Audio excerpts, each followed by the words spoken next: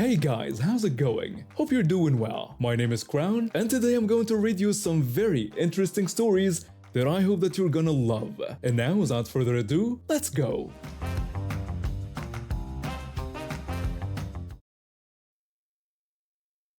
This all went down early last December when I was driving home from school. I was tired after a long day of classes and exams. My mind was foggy, which probably explains why I didn't notice the big Suburban in my blind spot when I changed lanes. When I realized my mistake, I quickly moved back to my original lane and waved an apology after she honked at me. This woman took my driving error as a personal insult. Within seconds, she floored it, swerving around me and cutting me off so aggressively I had to slam on my brakes.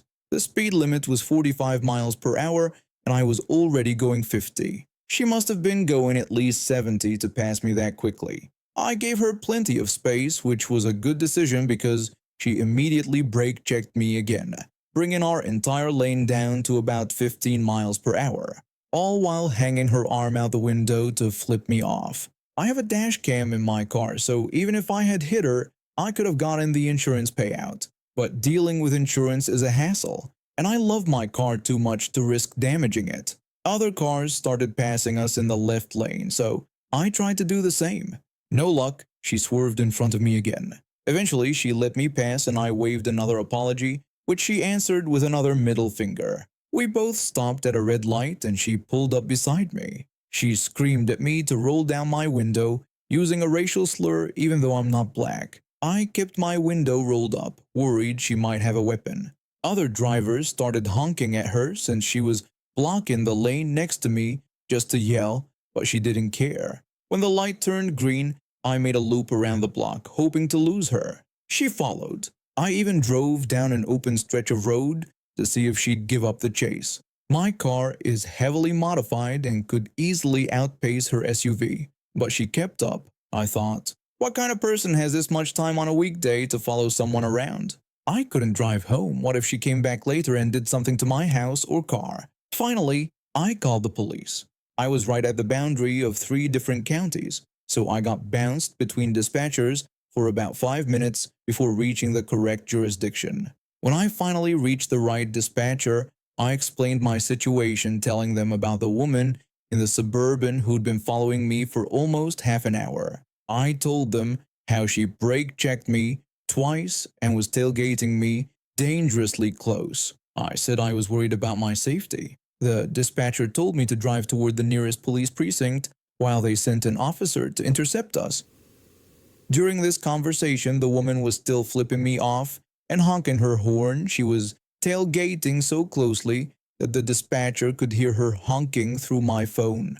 At this point, it had been over 30 minutes since the original incident. Who has this much time on their hands? I stayed calm and kept updating the dispatcher as I passed each intersection.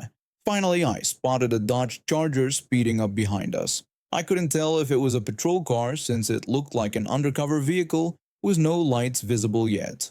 I asked the dispatcher if there was an officer behind us, and they said it was their officer. They told me to pull over when I saw the lights. When the blue and red lights flashed on, I pulled into a nearby church parking lot. The woman followed, still not realizing what was happening. The moment she jumped out of her SUV, her face dropped as she finally noticed the police lights behind us. And what did she do next? She ran toward the officer's car. The officer told her to stop right where she was. She froze. Shortly after, 2 more police cars arrived with additional officers. I waited in my car until an officer approached my window. In the background, I could hear the woman spinning some ridiculous story. When the officer came to hear my side and I stepped out of my car, she yelled across the parking lot that I sucked at driving. The officer shouted back at her, warning that she'd be detained if she didn't quiet down. I explained everything that had happened, the brake checking, the tailgating, the racial slurs, which she denied. But when I mentioned that I had it all on dashcam, her face went pale. The officer reviewed the footage on my phone showing all the brake checks, her excessive speed, and dangerous tailgating. Then he asked if I wanted to press charges. I told him absolutely. They searched her SUV and found an unregistered handgun underneath the driver's seat, along with a small bag of MJ, which isn't legal in my state. This woman got arrested for reckless driving, endangerment, possession of illegal substances, and several other charges. As for me, the officer just told me to drive carefully. No ticket, nothing. 3 years ago, when I was 24, I spent 12 weeks in a psychiatric hospital for severe depression and post-traumatic stress disorder. While most of the staff were compassionate angels who genuinely wanted to help us heal, there was one nurse who seemed determined to make our already difficult lives even worse. We called her the Wrinkle because of the permanent scowl line between her eyebrows and because her actual name rhymed with it. My first encounter with her was during a group feedback session on my second day. One patient politely asked if we could open a window. The Wrinkle rudely asked if the patient was dumb, pointing out that it was February. Her tone was harsh and dismissive. Her response was so harsh that I immediately disliked her. But that was just the beginning.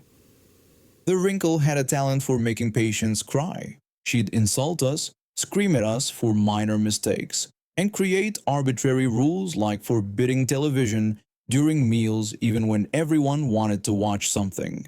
The worst offense, though, was how she'd dismiss patients with serious issues if they interrupted her mealtime. There I was, having a panic attack, a genuine medical emergency, and instead of helping, she yelled at me because she was busy eating dinner. I struggled to speak through my panic attack, apologizing and telling her I couldn't breathe. The Wrinkle snapped back that she was eating and told me to control myself or go back to my room. Several of us filed complaints, but the hospital administration claimed their hands were tied. The Wrinkle had a fixed contract, and with a staffing shortage, they couldn't afford to let her go. Even when we reported that she ignored patient emergencies, nothing happened. We couldn't do anything drastic without risking our treatment spots.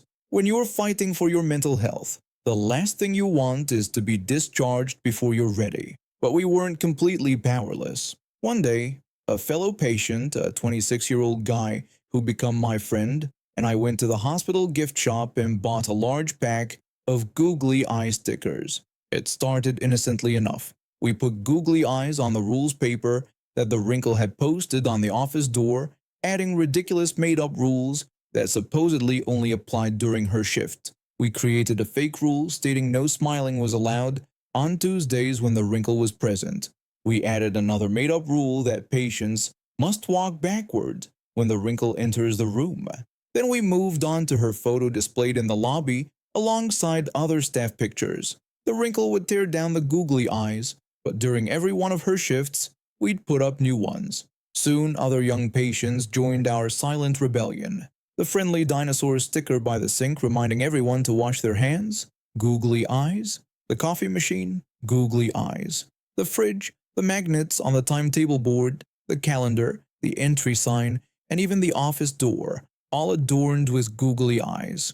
It drove the Wrinkle crazy. She'd spend her entire shift searching for and removing googly eyes, which meant she had less time to torment us.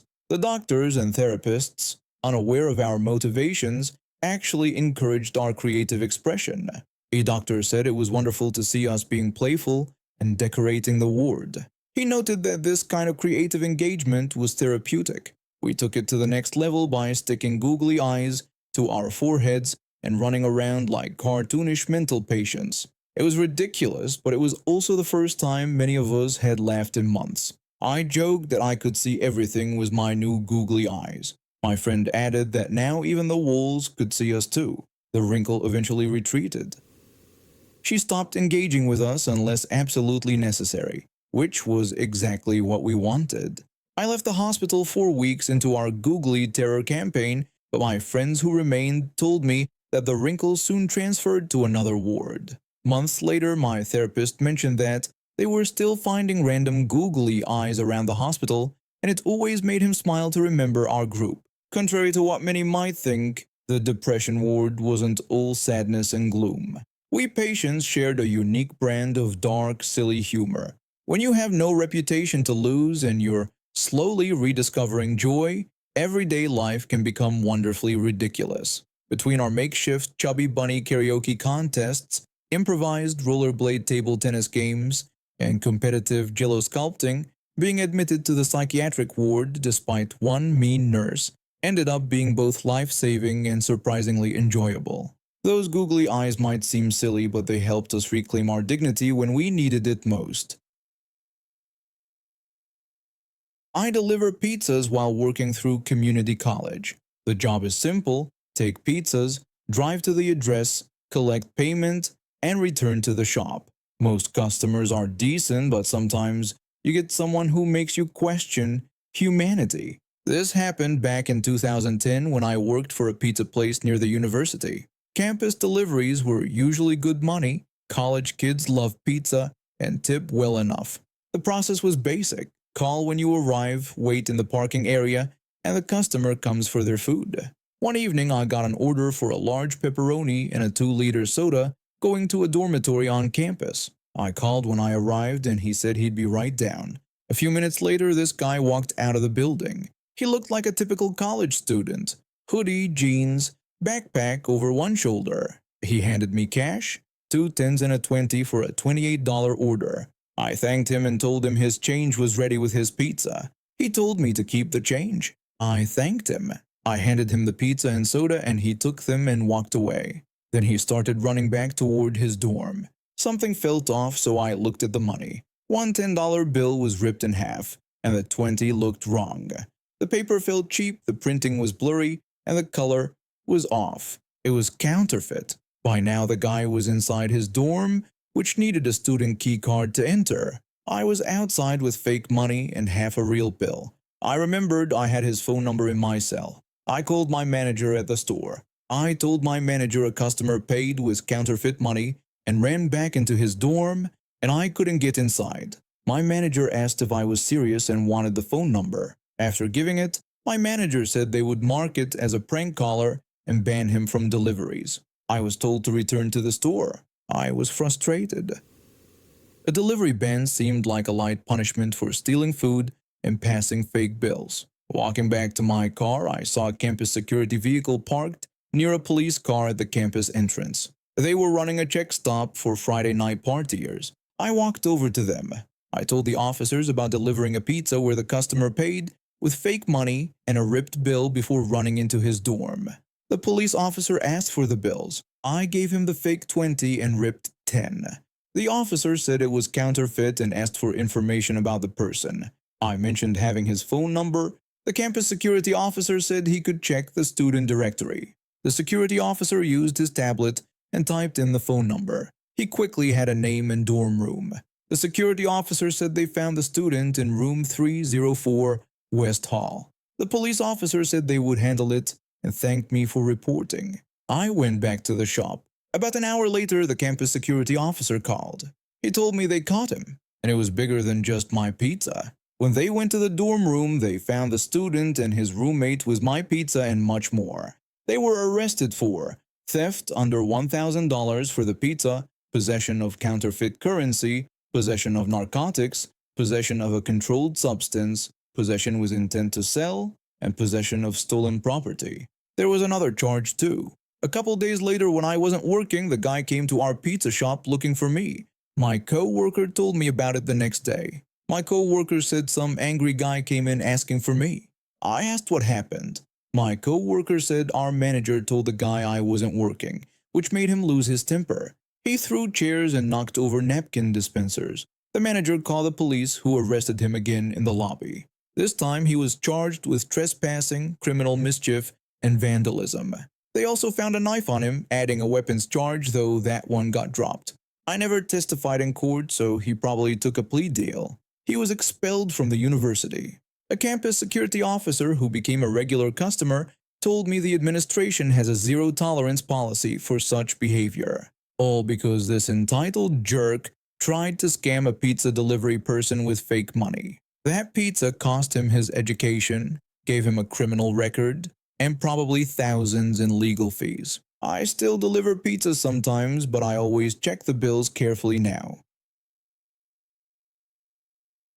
This happened last year, and looking back on it now, I still can't believe how it all went down. I've been working in IT for several years, specializing in cloud computing, specifically Microsoft Azure.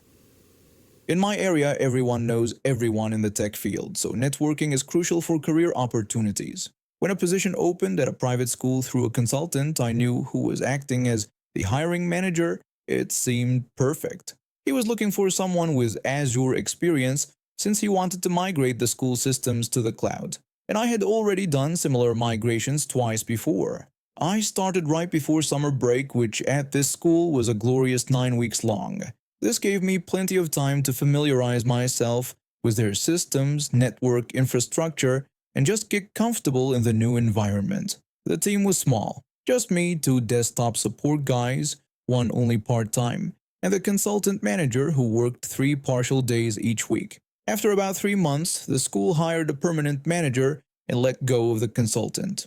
At first, everything continued smoothly. I worked on setting up the cloud migration prerequisites while juggling other projects like managed printing and network upgrades.